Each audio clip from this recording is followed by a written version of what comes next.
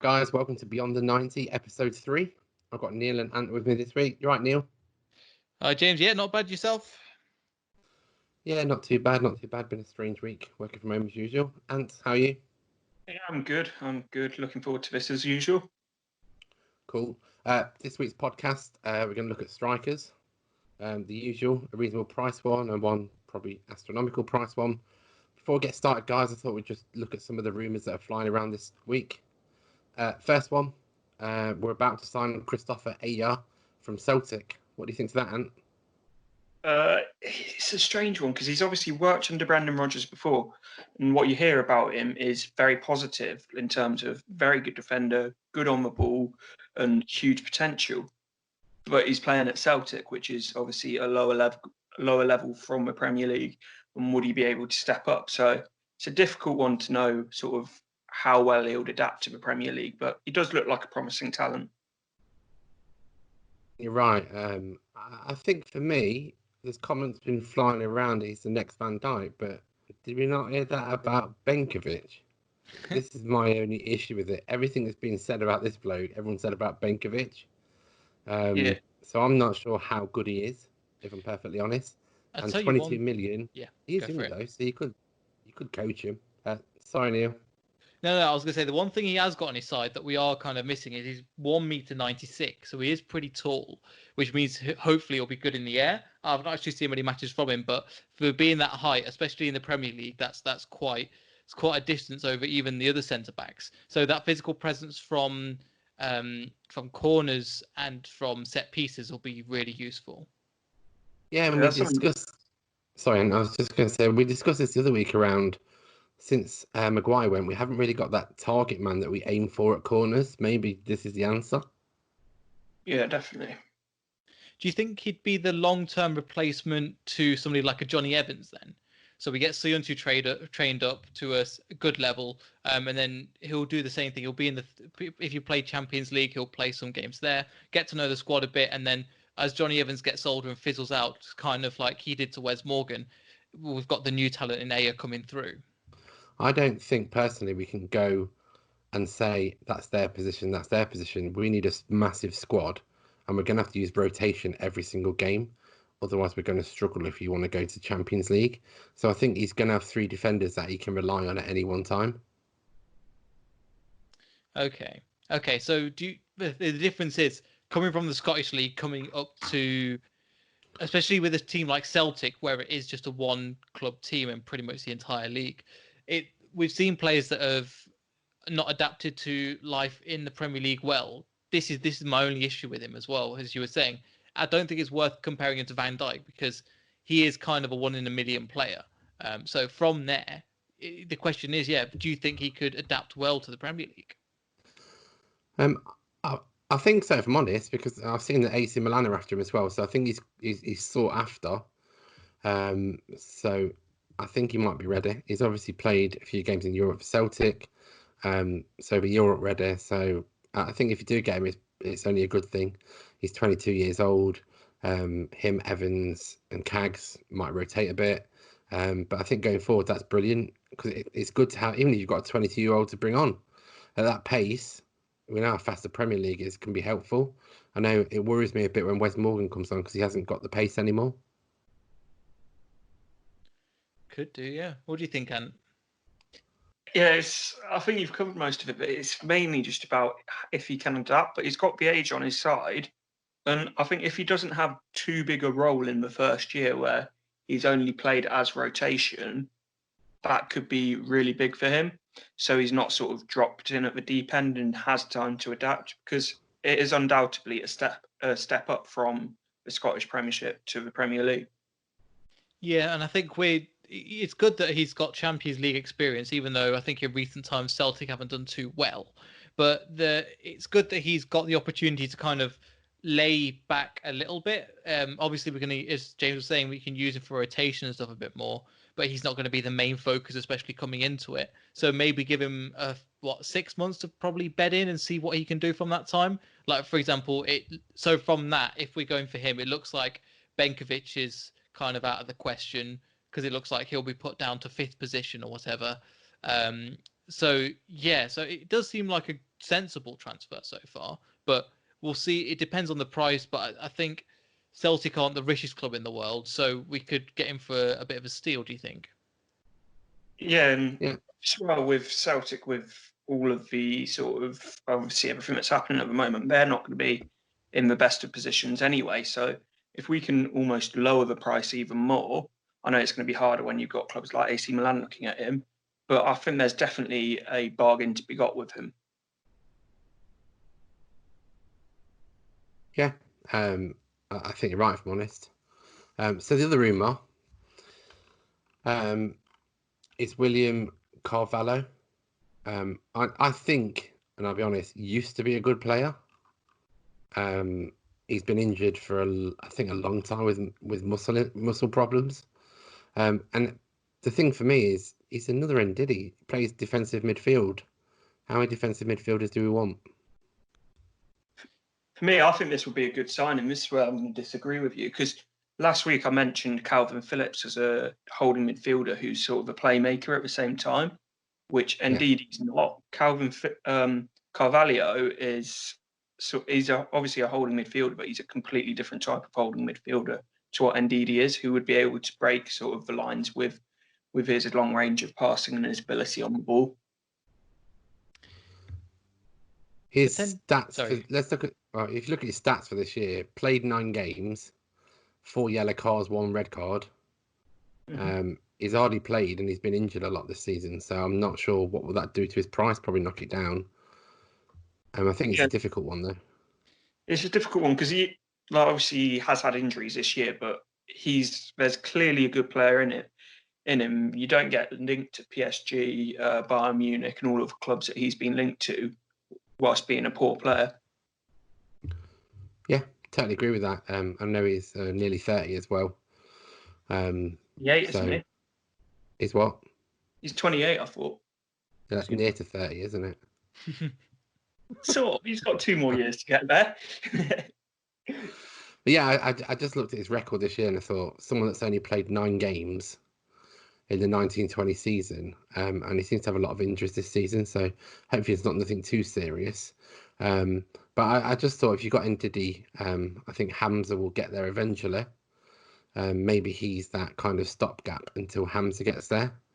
I could possibly see Hamza going out on loan this season to get a bit of first team action in. Potentially, but where are you going to put him? Because he's been in the Championship, he's done okay. So I just can't. He's better him being in the squad and being around that, because he's second position. So currently, I know. So we've got Ndidi's first place. I think can't argue with that. Hamza's second, and then we've got Mendy. Yes, I know his contract's up at the end of the year or whenever the season finishes.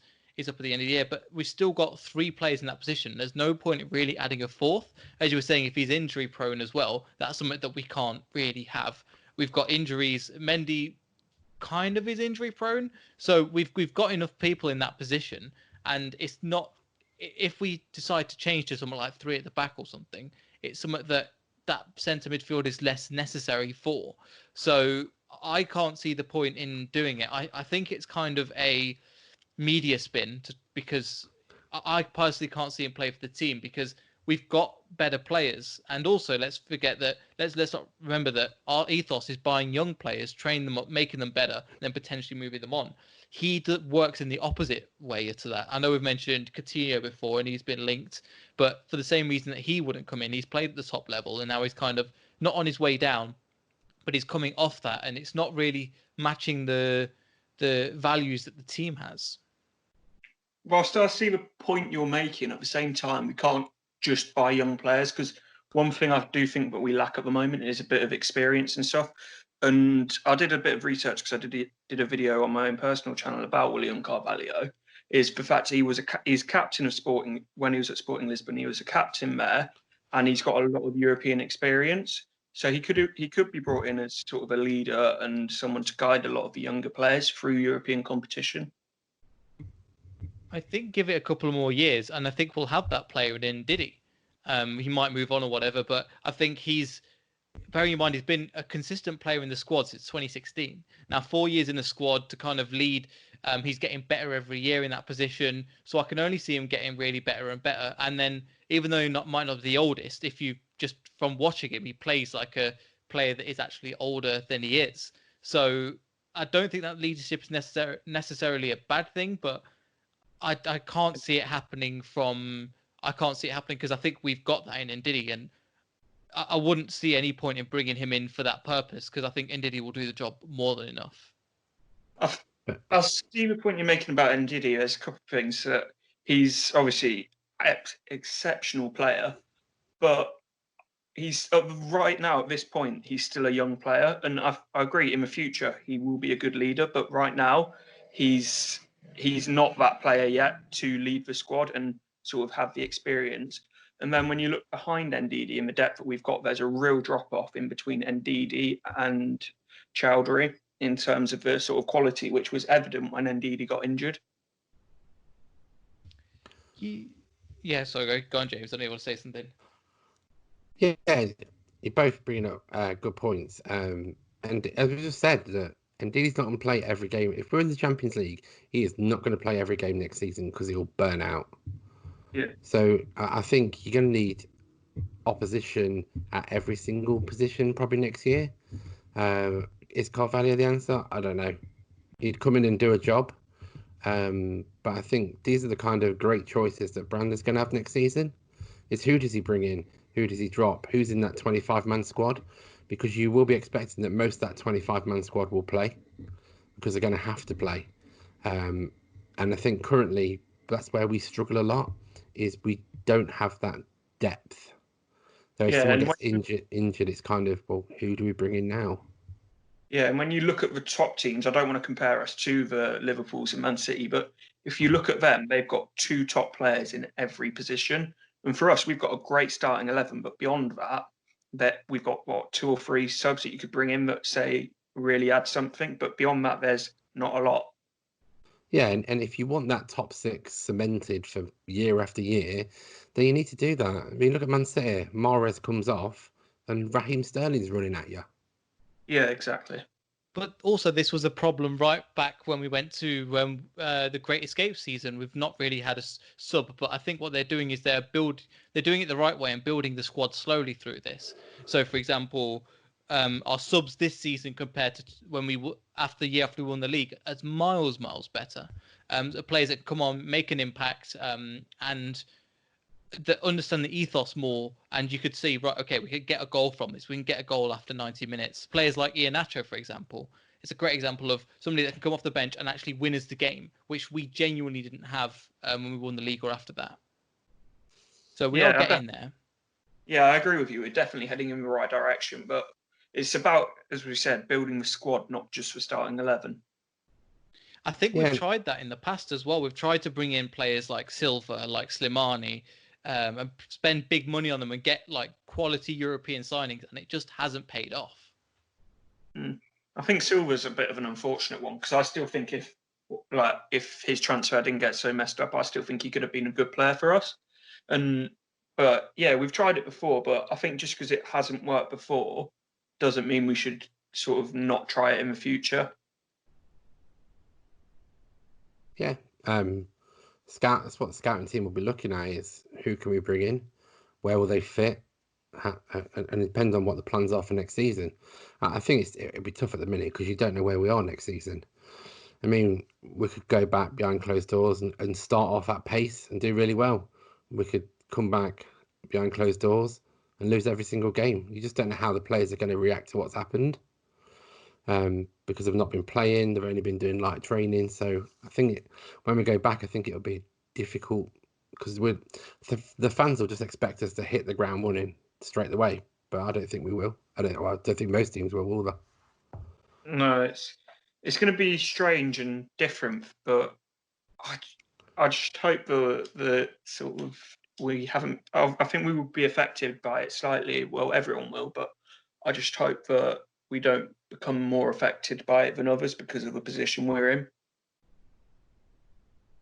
Yeah, totally agree with you. Which brings me on to my next point. I've seen in the news this week that Troy Deeney doesn't want to play. I think Tammy Abrahams also came out saying he's got some of his family are in the high vulnerable category. It's all right him playing, but if he takes it home and one of his family members gets really sick and dies, he doesn't want to have that on his conscience. And I think I totally agree. League Two voided it. The reason they voided it is I saw a good thing today. I think like one of the Leyton Orient players was saying, because they haven't got the money the Premier League has got to pay out £2 million worth of tests. So they made the smart decision. And let's be honest, this is now all becoming about money. Yeah, we've known that since the start, that it's been wealth over health, because they wouldn't be rushing it back as quickly as they are if the health was the main priority. And if the health was the main priority, why have they cancelled? Sorry, if getting the football back was the main priority, why have they cancelled the Women's League and the Youth League? It's all about getting that payday for getting all the games complete. Yeah, I think we were saying we kind of mentioned this on last week's podcast where we were talking about if it's to the vulnerability of the NHS who is struggling at the moment because the numbers aren't particularly going down as steady as we'd like them, as in certain parts of the country they are.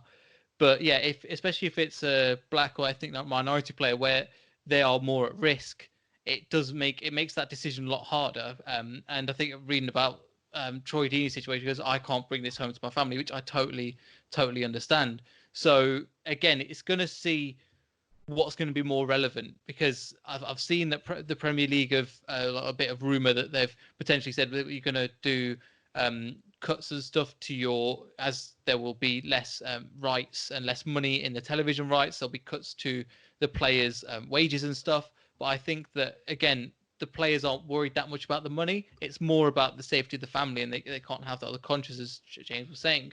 So I think it's if the players don't want to play, it should be up to them to do that. But there will be repercussions, but they will understand that by taking the role that they've took. The thing that for me is until a Liverpool, Man City, or big club player comes out with something, it's not going to be taken seriously because what we've seen with Deeney coming out, it's because you're in the bottom six, and also with the Brighton players, it's because they're in the bottom six and they're getting labelled with it, just trying to prevent themselves getting relegated. So until a top sort of a player from one of the top clubs comes out, I can't see sort of much being taken too seriously, unfortunately. Yeah, you might be right. I know that Aguero came out quite early on saying that he was worried about playing. So it might take someone of his caliber to come out and say, I don't want to play. Because he doesn't want to put people at risk. And I get that. But again, it'll all be about money. If he doesn't play, he'll be in breach of contract and they'll get fined. And I think it would get messy if people start doing that. So I think let's just see what happens.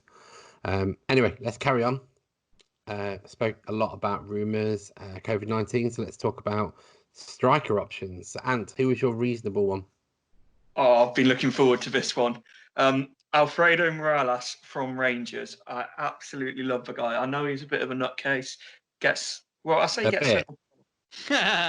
sent off once this season, to be fair to him. He has calmed his temperament down a bit. But for me, he's the most like-for-like player that we could get to replace Vardy. In 46 games, in 46 games, 29 goals and 10 assists. So he's got a good goal scoring record, but there's more to his game than just scoring goals.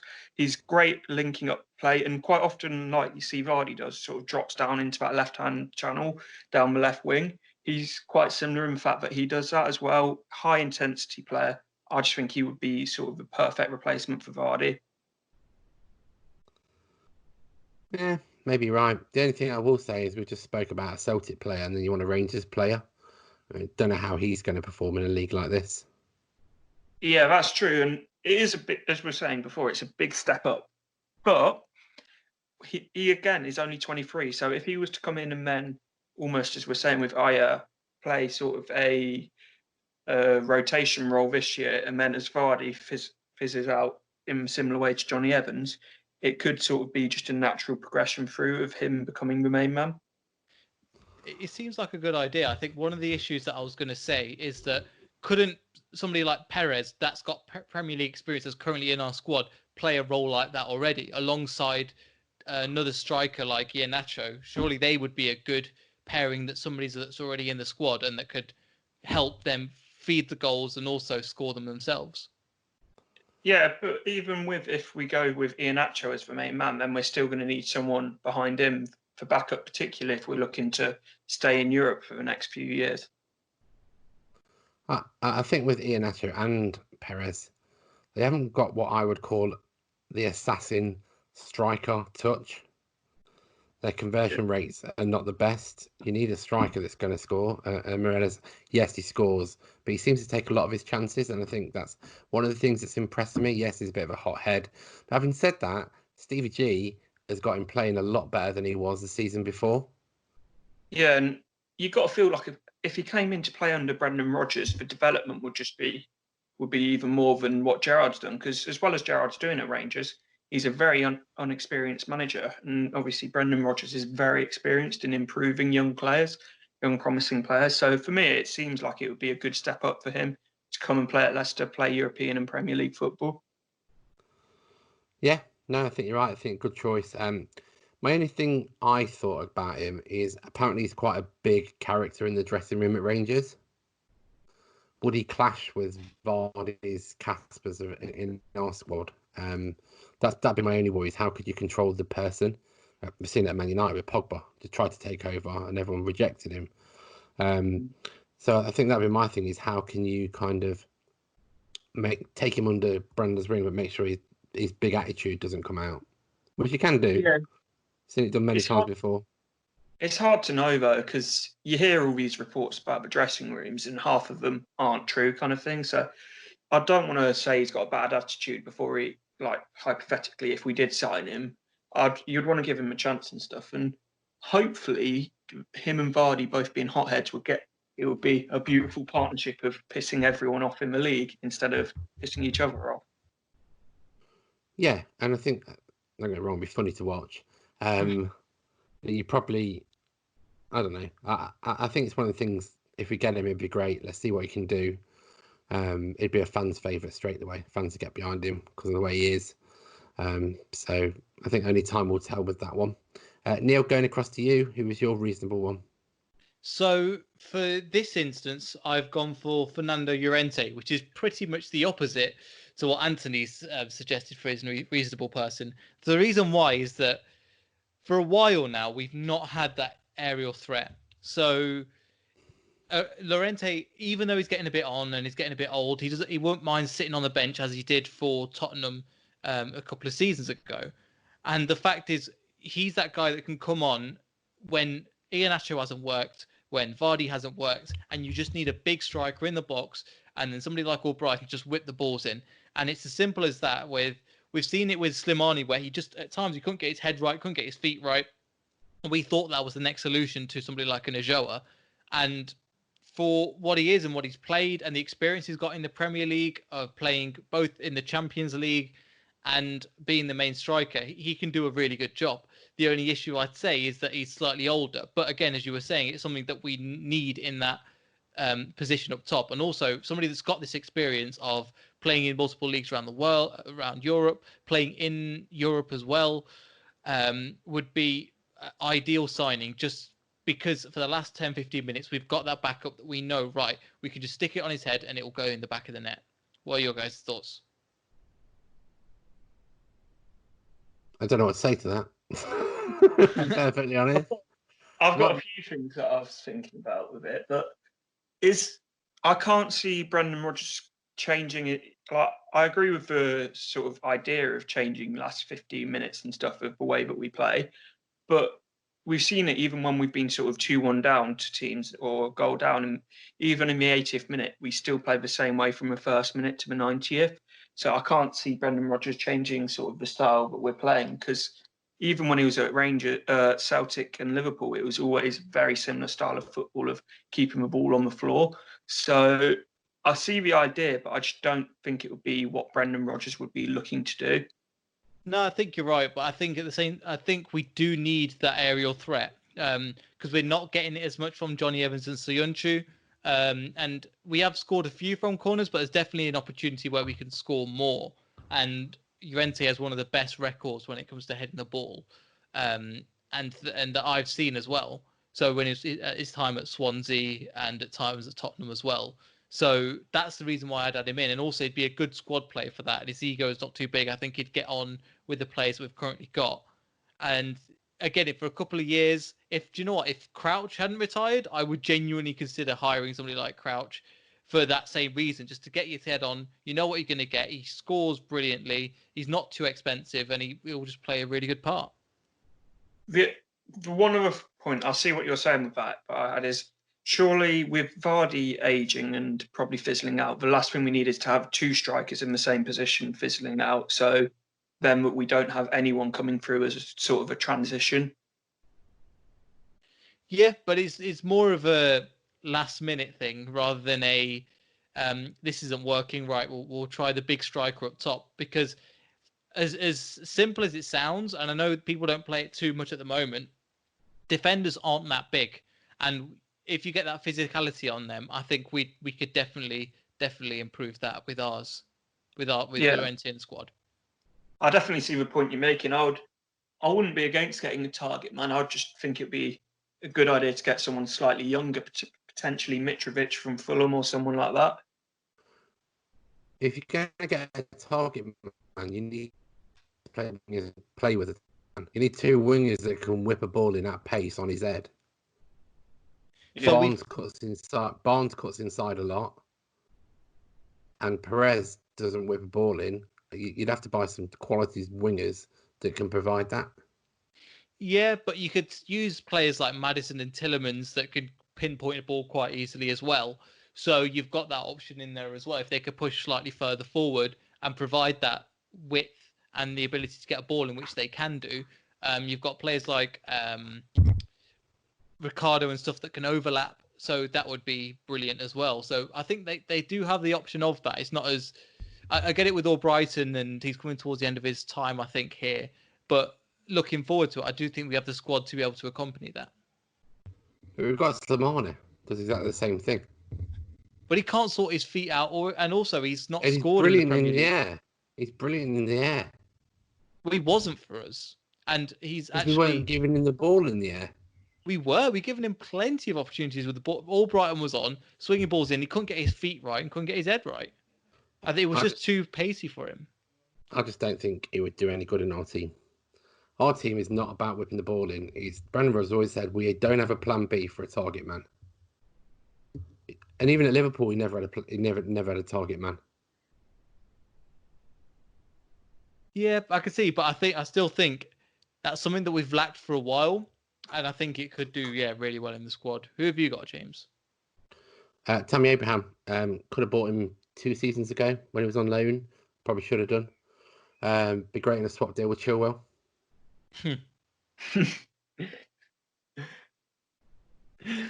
I knew something would... As soon as you mentioned Tammy Abraham, I knew something about Chilwell would come up. You can't stop talking about him. I think he'd be a great signing as well, to be part of the squad and to build for the future.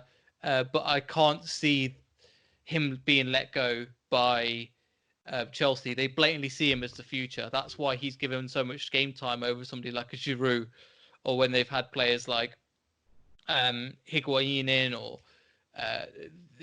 Tammy Abraham has kept that number 1 position, and again he's proved it this year. He's still one of the top strikers, bearing in mind it's his first proper Premier League team, proper running the Premier League team, and I think he's great. I just don't think we'd be able to get him for a reasonable price.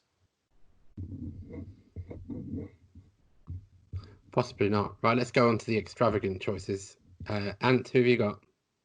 I've gone for Moussa Dembele of Lyon, and this would probably cost us half the stadium, but I think he's a great player who's an all-round striker who can head the ball well, as Neel was saying earlier, that we need someone who can head the ball well and is clinical with the ball in the air, but he can also play with his back to goal and be that focal point of sort of linking up play, as well as the ability to be direct and running at goal. So he's a complete all-round striker, which is why he's being linked to the top clubs around the world.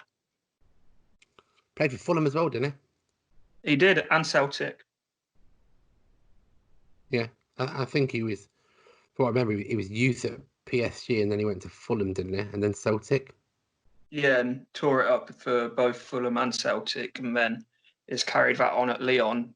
Because in 32 games for Lyon, he's got 17 goals and 6 assists, which I know you can say the French league's not the best league in the world, but it's definitely an improvement on the Scottish league. Well, yeah, obviously. I think he's a good option, but I couldn't see. How do you think he would play alongside somebody like Vardy? Do you think them two would have a good partnership? I couldn't see him playing alongside Vardy. I think because he would be again another player who would be we buy and he would become the main man, which I know sounds strange with Vardy, but as well as Vardy's been playing, and I know we've been saying it for years, he's coming towards sort of the end of where he'll be able to perform at this level, in my opinion. Yeah, I think you're right. I think I can also see going forward that we may buy someone who's great up front, and I can see Vardy going into that second striker role as he's getting older, as the games are getting on. He's not going to be as pacey as he was and run as much as he was, and that second striker role might suit him a bit better. Yes, it'd take him time to adjust, but would also take the pressure off his shoulders as well.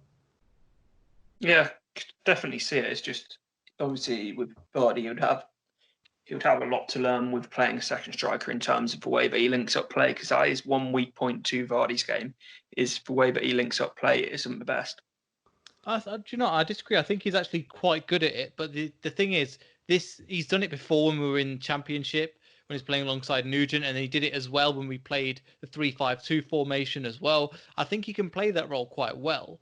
But it's getting somebody in that's the opposite of him, that's quite big and strong and good at head the ball, like you were saying. So, yeah, potentially, it's one of those that, in theory, it could work well. It's just whether it would on the pitch or not.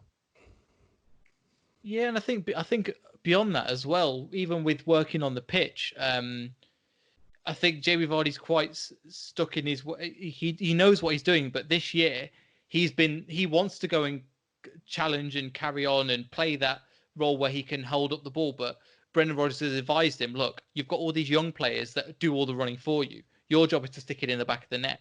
So that's where you need to stand. And he's been quite good this season at it. So again, I think that's kind of credit to the manager as well, just to kind of say, look, what we need you for is what James was saying earlier. Like, we need somebody that's like assassin that can put the ball in the back of the net, and Jamie Vardy can do that. But that means that he has to run around less. Yeah, completely agree. Okay, but yeah, I think it's a good choice. I've gone for Timo Werner, currently in the Bundesliga, 21 goals from 25 games, been involved in 45% of their goals, is an exceptional talent, and I think Leipzig are looking for 100 million plus for him, so we probably could never afford him, but looks the next big thing, and he does look amazing. I don't know if you guys know about him. Yeah, he looks incredible. I was actually reading an article, it was a Liverpool-based article, but he looks set to be going to Liverpool, which doesn't surprise me as sort of rotation for their front three. But he's actually got a £50 million release clause, which is quite interesting. But he's going to go to one of the elite clubs in the world, so he'll be at a Real Madrid or Liverpool. So, but undoubtedly a top talent. Yeah, and he'd want at the stage of his career as well, he'd want to win trophies. He wouldn't want to move somewhere else where they're not going to really win as many trophies. So I couldn't say he's getting, but again, he'd be our kind of player as well. Not just not price tag wise, but young, talented, knows what he wants. But yeah, I think he'd be a great signing. He's very versatile. He can play left wing, right wing, and up front, which is always a positive. Yeah, and I saw the Liverpool rumours this morning, and I thought to myself, wow, if Liverpool get him, that's some signing for them, isn't it? Let's be honest. Yeah, no, I agree. Striker that can do that. But also, they've been linked for over a year now. It's just been dragging on, so I don't know if it's actually going to happen. But it would mean if Mane is going to Real Madrid, for example, Werner would be a great placement to stick in there. For me, I don't even think it's about a replacement. I know we're going off topic and talking about Liverpool, but I think he would just add depth, because when you look at the depth that Liverpool have got behind their front three, it's not great when they've got players like Origi to bring in, and then even at times playing Lallana on the wing. So there is a real drop off. But I don't want to talk about Liverpool. I want to talk about Leicester. Sure. I'm very sure. Okay. Shall I go for my one? So who was yours, Neil? Mine. So I've gone a little bit less. What's the word?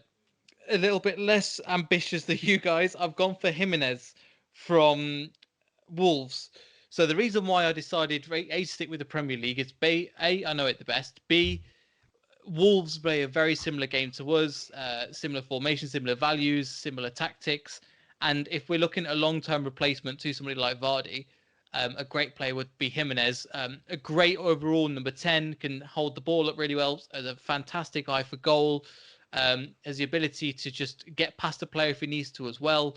And it's just a workhorse. And kind of what you were saying, Anthony, with Murillo, I think that Jimenez would do that job so well. And has come into the Premier League and just flown.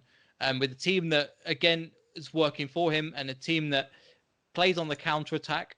And he is a valuable part of that, where he's coming back and defending and trying to help the team. And for me, it's his work ethic that's really important, and it could really inspire other players to step up their game. And also, he's shown time and again that they can take on the best teams, like Wolves can take on the best teams and score, and they're not afraid to really go at them and put goals against them. So even this season, they've won against Man City and so on and so forth. So I think, yeah, Jimenez would be my striker. Okay, yeah, good choice. Been playing well for Wolves. Had a good season. They seem to have done squad rotation quite well. I thought they might struggle this year, obviously, because they seem to have played like 14 more games than anyone else due to their Europe. But I think on the whole, it's a good choice. I'm quite surprised that no one's gone for Haaland, if I'm honest. He would be the dream, wouldn't he? But I tried to keep it semi-realistic, even if it's optimistic. But yeah, Haaland, who incidentally who's just scored for Dortmund. I say, what's the score in the Dortmund game? 1-0. You see, again, I would go for him if I was, but I'd put him on the same level like Werner, where it's just like I don't think we can get him. I'm surprised that there wasn't the word Giroud bouted about in this one as well, because he was another one. He's getting on too much, and he will never ever leave the capital. Loves it there, and I think he's getting on a bit now. The only way I could see Giroud leaving London is if he goes somewhere like America or China for a big payday, and I think he comes under the same bracket as Llorente, but he's a good player in what he does, but he's not sort of what I think we need. Yeah, you might be right, if I'm honest. Anyway, guys, it's been a great conversation today, as normal. Another podcast next week. Are you two back next week with me? Yep. Same time as usual. Righto. Don't forget to download our podcast every Tuesday. More content as the weeks go on. Just want to let everybody know that the YouTube channel will be up soon, so subscribe to that, and there should be a link on the video. So I'll talk to you guys next week. Thanks for joining me, Neil. Thank you, James. And I'll see you next week. And thanks very much.